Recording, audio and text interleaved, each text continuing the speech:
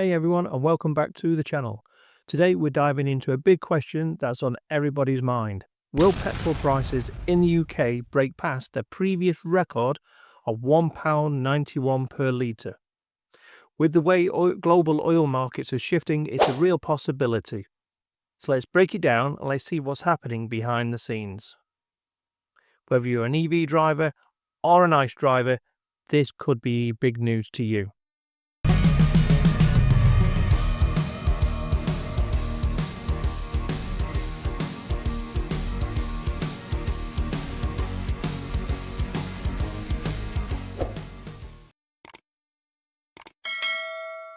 So, first up, let's talk about the biggest player in the global oil market, OPEC.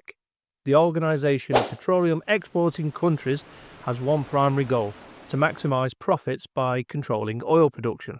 While the UK and the US aren't members, their economies are still affected by OPEC's decisions. And right now, OPEC is keeping a close eye on how much oil is being pumped out of the ground, especially by the UK. Remember Donald Trump? Drill, baby, drill. If OPEC decides to cut the production in response to rising US output, that could mean higher petrol prices for all of us. Well, why? Less supply often leads to higher prices. Please, sir, I want some more. And as we saw back in July 2022, when petrol hit £1.91 per litre, these prices surged. But here's where things get complicated. The US has been ramping up oil production under the so-called drill baby drill policy. You'd think that would mean lower prices, right? There's more oil. Not exactly. The problem is not all crude oil that comes out of the ground is the same. The oil coming out of the US fields isn't always the kind that their refineries can process. This means that the US still has to import certain types of oil, keeping prices artificially high. So even when more oil is being pumped, that doesn't necessarily mean cheaper prices at the pump. Now let's talk about something that could change everything: electric vehicles. EVs are growing in popularity, and that's forcing oil companies to rethink their future. If demand for petrol declines, will investing in new refineries even make sense to them? As more and more people switch to EVs, the balance between supply and demand for petrol will shift, and that uncertainty makes oil companies hesitant to invest, which could be leading to price volatility. And then there's climate change. Governments worldwide are pushing for greener energy solutions, and that puts the future of fossil fuels such as oil into question. While some argue about the extent of human influence on climate change, one thing's clear: the rules around oil production and investment are shifting. Regulations, carbon taxes, and climate agreements could all impact on how much oil is produced and at what cost.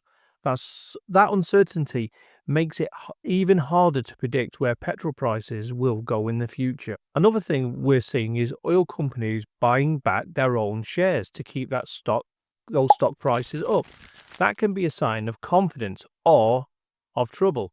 If companies aren't reinvesting in new oil projects, it could mean they see demand failing in the long run. That hesitation could contribute to even higher prices. So, this is a strategy to reward investors, or are companies bracing for a future where fossil fuels just aren't dominant anymore? Only time will tell. So, will we see petrol prices break past £1.91 per litre? If OPEC cuts production in response to US oil flooding the market, it's very possible and likely. The combination of refinery limitations, climate policies, and the rise of EV all contribute to an unpredictable future for oil prices and petrol prices at the pump. So Donald Trump has just declared war basically on administrative workers within some federal department. The General Service Administrations, or GSA, have been told that they need to shut down 8,000 EV charging points at several Federation offices across the US. A lot of these charging stations are powered by solar energy, so this doesn't really make much sense. It's supposed to be a cost-cutting exercise by Musk and Doggy, or Doge as you call it. But how can it be cost-saving when it's free energy from solar? Doesn't make sense. What does make sense is that Donald Trump allegedly had something like $100 million donated to him by so-called oil-backed companies. Could this be him returning that favor of getting him into power by promoting more oil drilling? He's got 3 years and 10 months left to go. He's going to be making the most out of this as he can. And how does this closing of EV chargers fit into Elon Musk's narrative?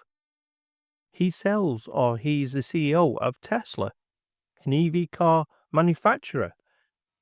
If the government are not promoting the use of EV cars for their workers and providing them the ability to charge, then surely that's a kick in the teeth for Elon Musk. So what do you think? Are we heading towards record high prices here in the UK, or will something else disrupt the market?